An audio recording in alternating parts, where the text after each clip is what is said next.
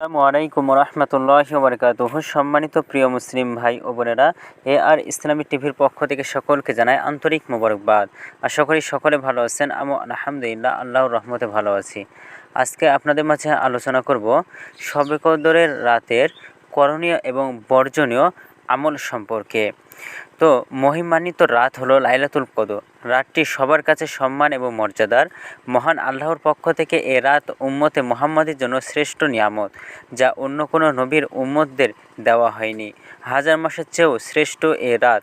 এ রাতে ইবাদত বন্দেগীর মাধ্যমে বান্দা নিজেকে ক্ষমা প্রার্থনা করার সুযোগ পেতে পারে, গুনাহ থেকে মাপ পেয়ে আল্লাহর সন্তুষ্টিও অর্জন করতে সক্ষম। তবে এ রাতে রয়েছে কিছু করণীয় এবং বর্জনীয় কাজ।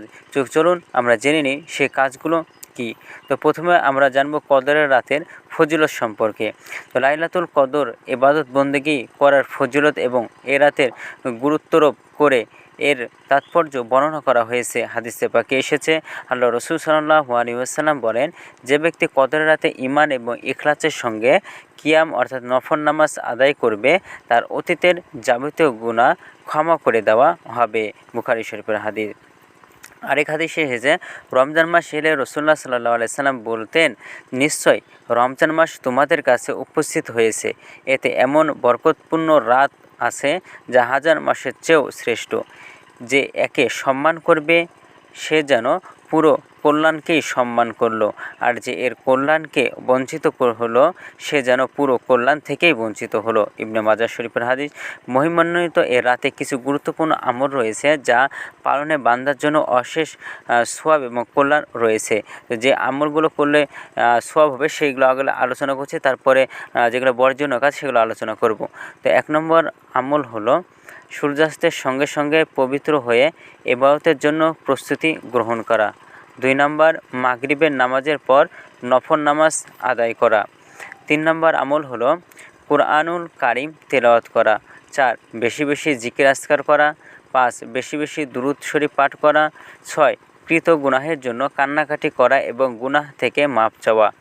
7 কোনো মানুষকে কষ্ট দিয়ে থাকলে তার কাছে ক্ষমা চাওয়া। 8 দুস্থদের বেশি বেশি দান সদকা করা। 9 মা বাবা এবং মুরব্বীদের কবর জিয়ারত করা। 10 আল্লাহর সন্তুষ্টি অর্জনে বেশি বেশি নফল নামাজ আদায় করা এবং ভালো কাজ করা। এবং সর্বশেষে 11 নম্বর হলো মানুষের প্রতি সুন্দর এবং উত্তম আচরণ করা।